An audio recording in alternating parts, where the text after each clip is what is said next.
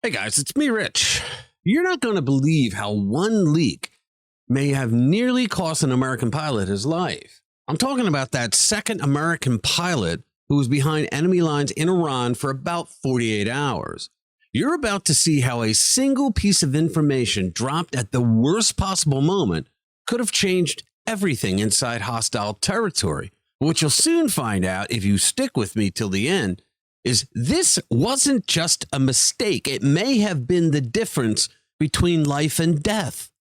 One loose mouth, one headline, and suddenly an entire country knows exactly what you've been trying to keep hidden. For the life of me, I can't understand how someone inside this administration could be this careless. And now the question is simple. Who did it and why? Let's get into it. Hey guys, welcome back to RPW Media, where we break down the stories that the mainstream media either won't touch or they get completely wrong. So, here's what happened. President Trump says someone leaked sensitive information about a U.S. pilot who went down in Iran. It's not a rumor and it's not speculation. It was a direct accusation. And right away, you have to ask yourself something like, who exactly had that information and why was it out in the open like that? Now, here's where it gets kind of serious, because he made these comments from the White House while talking about the rescue of the two pilots from an F-15E Strike Eagle that was shot down inside Iran. That alone should tell you how delicate this situation was. But what you'll soon realize is that the timing of it was everything, and someone really blew it. Trump is angry over this. I mean, we all know how much he loves the military. He has the utmost respect for the men and women who serve, and he said he's going after this leaker. Give it a watch. They basically said that we have one and there's somebody missing. Well, they didn't know there was somebody missing until this leaker gave the information. So whoever it was, we think we'll be able to find it out, because we're going to go to the media company that released it, and we're going to say, national security, give it up or go to jail. And we know who, and you know who we're talking about, because some things you can't do. Because when they did that, all of a sudden, the entire country of Iran knew that there was a pilot that was somewhere on their land that was fighting for his life. And it also made it much more difficult for the pilots and for the people going in to search for him. All of a sudden, they know that there's somebody out there. They see all these planes coming in. It became a much more difficult operation. Guys, this is not political talk from Trump. It's pressure. That's the kind of statement you make when you believe someone crossed the line. Because a leaker leaked that we have one, we've rescued one, but there's another one out there that we're trying to get.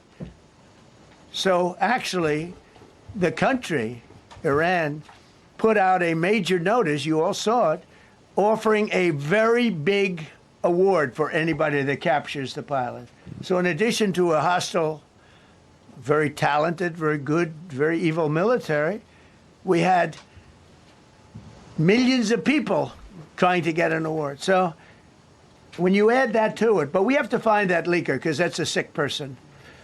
Probably didn't realize the extent of how bad it was. I can't imagine that the person did. That's what I see. We're going to find out. It's national security, and the person that did the story will go to jail if he doesn't say, and that doesn't last long, and I think everybody would understand it. They put this mission at great risk.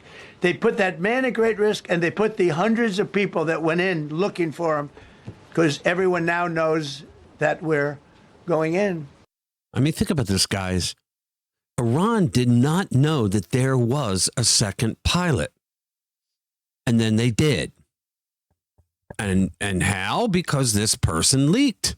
What is it with people in this administration that have to leak stuff? I mean, he was plagued by it almost every day for the first 2 years of his first term. And now we have someone, this wasn't just, something to help a friend in media or something, or to make money off of it. No, this was national security. I mean, this pilot could have been captured, and God only knows what they would have done to him. So obviously someone talked. Someone decided that the story to get Trump was more important than the operation. And now you start to see the problem. This was not just information getting out. This may have changed the entire situation on the ground in real time. One pilot was recovered and one was missing, and suddenly the enemy knows what to look for. That was not a small mistake. It was potentially catastrophic. Can you imagine being that pilot? I mean, he's on the ground alone in enemy territory and he knows it. And suddenly the entire country knows he's there. I mean, you don't need to be a military expert to understand how dangerous that was. According to The Hill, early reporting that included the leak details came from the New York Times, Axios, and Fox News. So now you have another question. Was this reckless reporting or something worse? Did the reporters actually realize that it was national security they were giving away? Did they care? Did they think they can hide behind the First Amendment? First Amendment doesn't protect against national security. You don't get more inside the national security bubble when you have someone on the ground that the enemy's looking for. I mean, my God, who made the decision to run with that? Now, there's one more detail that people notice, and it's hard to ignore. It was the timing. The aircraft was shot down on Good Friday. The rescue was reported on Easter Sunday. Make of that what you will, but when you step back and you look at the whole picture, this story is not just about a crash or even a rescue. It's about how one leak can change everything. It's about how information in the wrong hands at the wrong time can turn a controlled operation into a life or death scramble. And it raises a bigger question. Who is actually protecting American lives when the stakes are this high? You know, at the end of the day, the pilots made it home. Thank God. That matters. That is the win.